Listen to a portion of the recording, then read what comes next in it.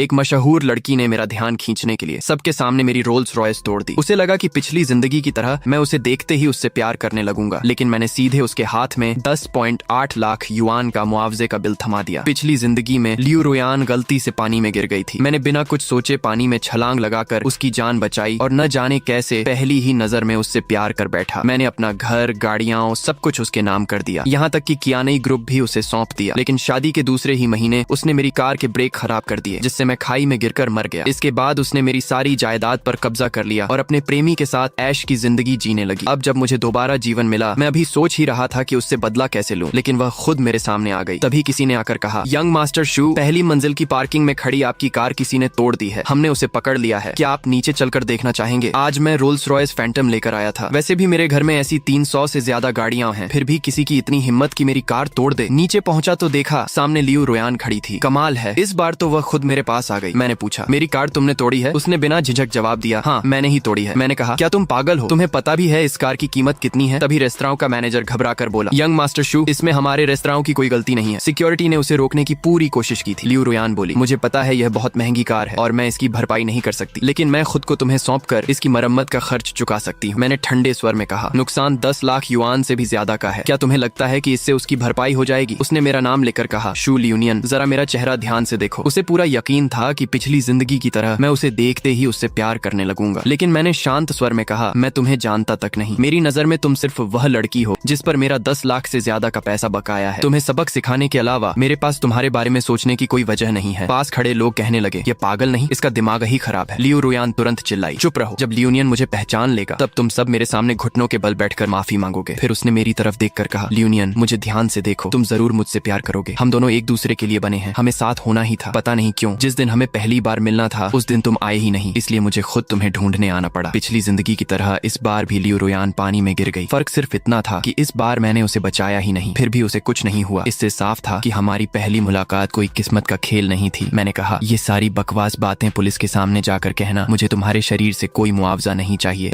मैंने उसकी तरफ देखते हुए कहा, पहली बात, तुम्हारी इतनी कीमत नहीं है। दूसरी बात, मैं तुमसे कभी प्यार नहीं करूंगा। मुझे सिर्फ मेरे नुकसान की भरपाई चाहिए। मेरी बात सुनते ही आसपास खड़े लोग आपस में फुसफुसाने लगे। अरे अगर ऐसा है तो मुझे भी जाकर माँ साहब की कार का नंबर पता करना होगा। अब समझ आया, जिस पर दिल आ जाए उसकी महंगी कार पहले तोड़ दो। ये सुनकर जी बोदा का चेहरा एक पल के लिए उतर गया, लेकिन उसने तुरंत अपने गुस्से पर काबू पा लिया और खुद को शांत दिखाने की कोशिश करने लगा। उधर लियू रुयान घबरा कर बोली, अगर तुमने अभी पुलिस बुला ली तो बाद में तुम्हें मुझे पाने के लिए और भी ज्यादा मेहनत करनी पड़ेगी। प्लीज पुलिस मत बुलाओ। मैं तुम्हारे घर चलूंगी, तुम्हारी देखभाल करूंगी और अपनी तनख्वाह से तुम्हारी कार की मरम्मत का खर्च चुका दूंगी, ठीक है? मैंने उसकी बेतुकी बातों पर बिल्कुल ध्यान नहीं दिया और फोन निकालकर पुलिस को कॉल करने ही वाला था कि तभी बगल से एक हाथ बढ़ा और मेरे मोबाइल की स्क्रीन ढक दी। मैंने ऊपर देखा तो सामने जी बोदा खड़ा था। मन ही मन मैं हंस पड़ा। आखिर यह कमीना भी आ ही गया। ऊपर से देखने पर भले ही हमारा कोई रिश्ता न हो, लेकिन हम दोनों अच्छी तरह जानते थे कि वह मेरे पिता की नाजायज औलाद था। मेरे पिता की मौत के बाद मैंने सबके विरोध के बावजूद उसी रात उनका अंतिम संस्कार करवा दिया था। जब तक जी बोदा खुद को उनका बेटा बताकर जायदाद में हिस्सा मांगने पहुंचा, तब तक मेरे पिता सिर्फ राख के एक डिब्बे में बदल चुके थे। अब उसके पास यह साबित करने का कोई तरीका नहीं था कि वह मेरे पिता का बेटा है। वह बस बेबस होकर मेरे पिता की सारी संपत्ति मेरे हाथों में जाती देखता रह गया। अगर मेरे पिता ने मरने से पहले उसे काफी फायदे न दिए होते तो वह आज इतनी आराम की जिंदगी भी नहीं जी रहा होता। और मेरी पिछली जिंदगी में जो मौत हुई थी वह भी उसी और लियू रुयान की मिली भगत का नतीजा थी। जी बोदा मुस्कुराते हुए बोला, भैया ऐसा मत कीजिए, बस एक कार ही तो है, आपके लिए ये कोई बड़ी बात नहीं है। देखिए ये खूबसूरत लड़की रो रो कर बुरा हाल किए हुए है, आपको जरा भी उस पर तरस नहीं आता? मुझे नहीं लगता कि इसने जानबूझकर ऐसा किया है। फिर उसे इतना डराने की क्या जरूरत है? अगर यह बात बाहर फैल गई तो लोग यही कहेंगे कि हमारा शू परिवार किसी को माफ करना नहीं जानता। इससे आपकी बदनामी भी होगी। मैंने मुस्कुराकर कहा, ठीक है, अगर तुम इस लड़की का साथ देना चाहते हो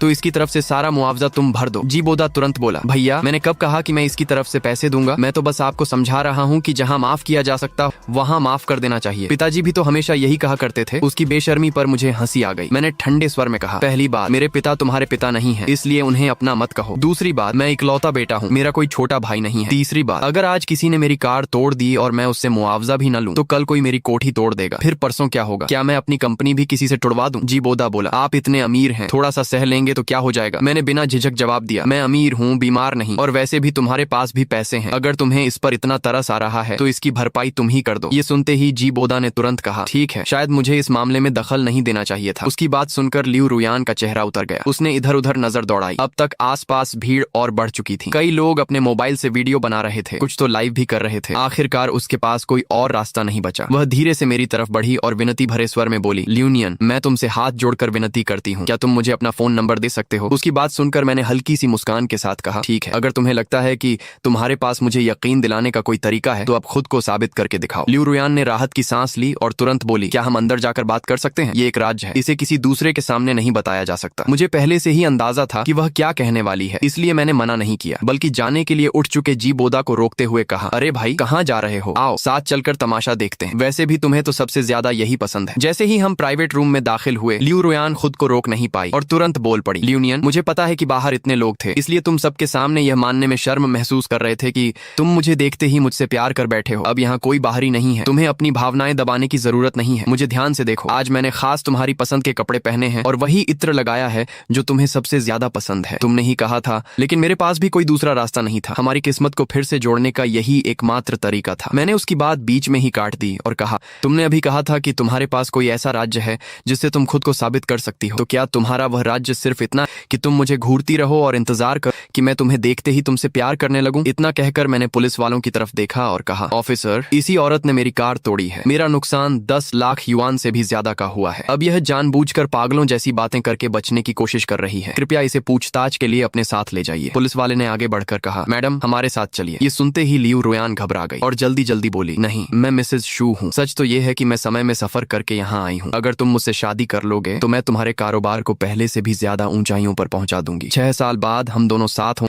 हमारी शादी हो चुकी हो और हमारा एक बच्चा भी होगा। लेकिन फिर तुम्हारा कार एक्सीडेंट हो जाएगा। तुम्हें बचाने के लिए ही मैं समय में पीछे लौटी हूँ। मैंने तुम्हारी कार इसलिए तोड़ी क्योंकि पहला, मैं तुम्हारा ध्यान अपनी तरफ खींचना चाहती थी और दूसरा, यही वही कार है जिसे तुम चला रहे थे और उसी की वजह से तुम्हारी मौत हुई थी, इसलिए मैंने ऐसा किया। मैंने ठंडे स्वर में कहा, वाह, सच को झूठ और झूठ को सच बनाना तुम्हें अच्छी तरह आता है। मैं भी न जाने क्यों एक पागल औरत पर इतना समय बर्बाद करता रहा। अब साफ सुन लो, मैं तुमसे कभी प्यार नहीं करूंगा और मुझे इससे कोई फर्क नहीं पड़ता कि तुम सच में पागल हो या पागल बनने का नाटक कर रही हो। लेकिन मेरी कार का जो नुकसान हुआ है उसकी भरपाई तुम्हें हर हाल में करनी होगी, नहीं तो जेल जाने के लिए तैयार रहना। मेरी बात सुनकर उसके चेहरे का रंग उड़ गया। जेल जाने और मुआवजा भरने से बचने के लिए उसने आखिरकार ऐसी कई बातें बतानी शुरू कर दी जिन्हें इस दुनिया में सिर्फ मैं ही जानता था। उसकी बातें सुनकर बगल में खड़ा जी बोदा भी दंग रह गया। उसने हैरानी से कहा, सिर्फ मेरे करीब आने के लिए तुमने मेरे बारे में इतनी जानकारी जुटाई? मेरे इतने गुप्त राज भी तुम्हें पता है? तभी उसने पुलिस वालों की तरफ मुड़कर कहा। पुलिस वालों ने उसकी सारी बातें सुनने के बाद बिना कोई ढिलाई दिखाए कार्रवाई शुरू कर दी। तभी जीबोदा फिर से अच्छा इंसान बनने के लिए आगे बढ़ा, लेकिन मैंने उसकी तरफ इशारा करते हुए कहा, ऑफिसर, इस आदमी को भी साथ ले जाइए। ये शुरू से यहीं खड़ा होकर आग में घी डाल रहा था। मुझे शक है कि यह भी इस मामले में शामिल है। मामला 10 लाख युआन से ज्यादा का था, इसलिए पुलिस ने एक पल भी बर्बाद नहीं किया और लियू रुयान और जीबोदा दोनों को पूछताछ के लिए थाने ले गई। जब दोनों अपने बयान दर्ज करवाकर बाहर निकले तब रात के 1 बजे से भी ज्यादा हो चुके थे। सुनसान और ठंडी सड़क पर पहुंचते ही दोनों के बीच बहस छिड़ गई। जीबोदा झुंझलाकर बोला, मैं तो बस इस बेवकूफ औरत का इस्तेमाल करके उसे परखना चाहता था और साथ ही उस आदमी को थोड़ा परेशान करना चाहता था। किसने सोचा था कि शू ल्यूनियन इतना सख्त निकलेगा कि मुझे भी पुलिस स्टेशन पहुंचा देगा? लियू रुयान ने गुस्से में जवाब दिया, इसमें मेरी क्या गलती है? जीबोदा ने ताना मारते हुए कहा, कार तुमने तोड़ी थी, मैंने नहीं। तुम खुद को बड़ी खूबसूरत लड़की समझती थी, कहती थी कि बस उंगली का एक इशारा करो और शू ल्यूनियन कुत्ते की तरह तुम्हारे पीछे चला आएगा। लेकिन हुआ क्या? उसने तुम्हारी तरफ देखना भी जरूरी नहीं समझा और सीधे तुम्हें पुलिस स्टेशन भिजवा दिया। जिस चेहरे पर तुम्हें इतना घमंड था, उसकी नजर में उसकी कार का शीशा भी उससे ज्यादा कीमती निकला। लियू रुयान बड़बड़ाने लगी, नहीं, ऐसा नहीं होना चाहिए था। उसे तो मुझे देखते ही मुझसे प्यार हो जाना चाहिए था। क्या मेरी आने की तरीका गलत था? पिछली जिंदगी में मैं जानबूझकर पानी में गिरी थी और उसने अपनी जान की परवाह किए बिना मुझे बचाया था। उसी दिन से वह पूरी तरह मेरा दीवाना बन गया था। अगर मैं उससे आसमान के तारे भी मांगती तो वह उन्हें भी लाने की कोशिश करता, लेकिन इस बार सब कुछ अलग क्यों हो गया? जीबोदा ने कुछ देर सोचा, फिर बोला, रुयान, अब मुझे दोष देने से कुछ नहीं होगा। 10 लाख युआन शू परिवार के लिए शायद कुछ भी नहीं है, लेकिन तुम्हारे लिए यह बहुत बड़ी मुसीबत है। अगर तुम सच में बाजी पलटना चाहती हो तो अब सिर्फ एक ही तरीका बचा है। लियू रुयान ने तुरंत पूछा, कौन सा तरीका? जीबोदा धीमी आवाज में बोला, उसके साथ ऐसा रिश्ता बना लो कि वह चाह कर भी मुकर न सके। शू ल्यूनियन अंदर से बहुत पारंपरिक बल्कि थोड़ा रूढ़िवादी इंसान है। अगर आज रात तुम किसी तरह उसके बेडरूम तक पहुंच जाओ और उसके साथ कुछ हो जाए, फिर मैं ठीक उसी समय पत्रकारों को लेकर पहुंच जाऊं, तो शू परिवार की इज्जत और अपनी छवि बचाने के लिए उसके पास सिर्फ 2 ही रास्ते बचेंगे, या तो वह तुमसे शादी करेगा या फिर तुम्हें मुंह मांगी रकम देकर चुप कराएगा। लियू रुयान ने झिझकते हुए कहा, लेकिन अभी तो हम उसके घर के अंदर भी नहीं जा सकते। जीबोदा मुस्कुराया और बोला, तुम तो खुद को उसे सबसे अच्छी तरह जानने वाली बताती थी, फिर उसके घर में घुसने का कोई तरीका भी नहीं जानती। जीबोदा ने कहा, तुम्हें तो उसकी रोल्स रॉयस फैंटम की पार्किंग की जगह तक पूरी तरह पता है, फिर उसके युंडिंग विला की सुरक्षा की कोई कमजोरी या पासवर्ड वगैरह कैसे नहीं पता? लियू रुयान ने तुरंत जवाब दिया, मुझे सब पता है। असल में वह मुझसे कभी सतर्क ही नहीं था। युंडिंग नंबर 1 विला की सुरक्षा